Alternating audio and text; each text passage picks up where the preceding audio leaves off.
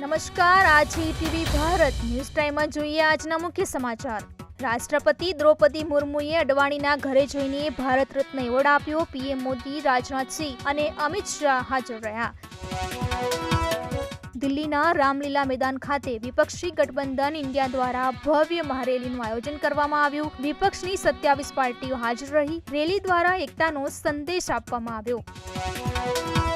5મી એપ્રિલે જાહેર થશે કોંગ્રેસનો મેનિફેસ્ટો। 3જી એપ્રિલથી ઘર ઘર ગેરંટી અભિયાન શરૂ કરવામાં આવશે। દેશવ્યાપી ચર્ચા બાદ તૈયાર કરવામાં આવ્યો છે કોંગ્રેસનો મેનિફેસ્ટો। દ્વારકામાં આગને કારણે એક જ પરિવારના 4 લોકોના શ્વાસ રૂંધાવાથી મોત થયા। એસીમાં શોર્ટ સર્કિટને કારણે આગ લાગી હોવાનું પ્રાથમિક તારણ સામે આવ્યું। સુરતમાં બાળકીઓ વિરુદ્ધ વધી રહેલા દુષ્કર્મના કિસ્સાઓમાં વધારો થયો। 2023માં પોસ્કો એક્ટ હેઠળ બળાત્કારના 37 અને છેડતીના 36 કેસ નોંધાયા।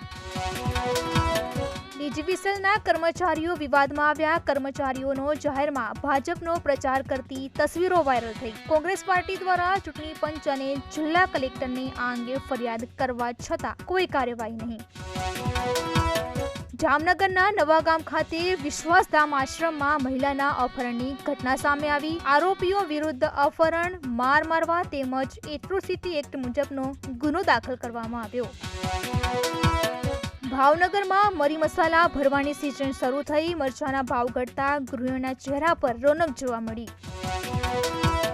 વડાપ્રધાન નરેન્દ્ર મોદી અને રાષ્ટ્રપતિ દ્રૌપદી મુર્મુએ ઈસ્ટરના અવસર પર દેશવાસીઓને શુભેચ્છા પાઠવી। કહ્યું, આ પવિત્ર પ્રસંગ પ્રેમ, આશા અને વૈશ્વિક ભાઈચારાના ભાવનાનું પ્રતીક છે। આ હતા આજના મુખ્ય સમાચાર। વધુ સમાચાર માટે લોગિન કરો www.etvbharat.com।